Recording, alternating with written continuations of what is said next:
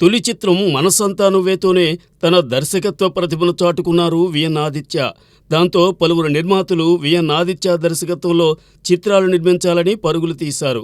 ఆదిత్య రెండో సినిమా 'శ్రీరామ్' అంతగా అలరించలేకపోయింది. ద్వితీయానికి విఘ్నం జరిగిందన్నారు. కానీ మూడో చిత్రం 'నేనున్నాను'తో తానేమిటో ప్రూవ్ చేసుకున్నారు ఆదిత్య. నాగార్జున వంటి టాప్ స్టార్ను హ్యాండిల్ చేయడంలోనూ భేష్ అనిపించుకున్నారు. నాగార్జునకు ఆత్మీయుడైన కామాక్షి మూవీస్ అధినేత డి శివప్రసాద్ రెడ్డి 'నేనున్నాను' నిర్మించారు. ఈ చిత్రంలో శ్రియ, ఆర్తి అగర్వాల్ నాయికలుగా నటించారు. 2004 ఏప్రిల్ 7న విడుదలైన 'నేనున్నాను' చిత్రం మంచి ఆదరణ చూరగొంది. శతదినోత్సవం జరుపుకుంది. ముఖ్యంగా కీరవాణి బాణీల్లో రూపొందిన పాటలు అభిమానులను అలరించాయి. 'నేనున్నాను' చిత్రంలో దసరా బుల్లోడు పాటను ఉపయోగించుకోవడం అప్పట్లో విశేషంగా ముచ్చటించుకున్నారు.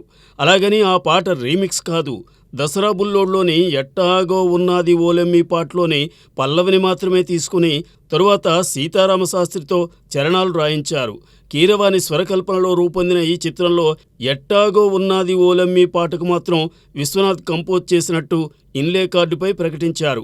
ఏదేమైనా ఆ పాట సైతం 'నేనున్నాను'కు ఓ ఎస్సెట్ అని చెప్పక తప్పదు. ట్రయాంగిల్ లవ్ స్టోరీగా కనిపించే ఈ కథకు కాస్త మాస్ టచ్ కూడా ఇచ్చి ప్రేక్షకులను రంజింపజేసేలా తెరకెక్కించారు విఎన్ ఆదిత్య. ఈ సినిమా విజయంతో నాగార్జున హీరోగా, విఎన్ ఆదిత్య దర్శకత్వంలోనే డి శివప్రసాద్ రెడ్డి 'బాస్' అనే సినిమా నిర్మించారు.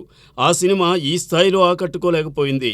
ఏదేమైనా 'నేనున్నాను' నాగార్జున అభిమానులకు ఆనందం పంచిందని చెప్పవచ్చు.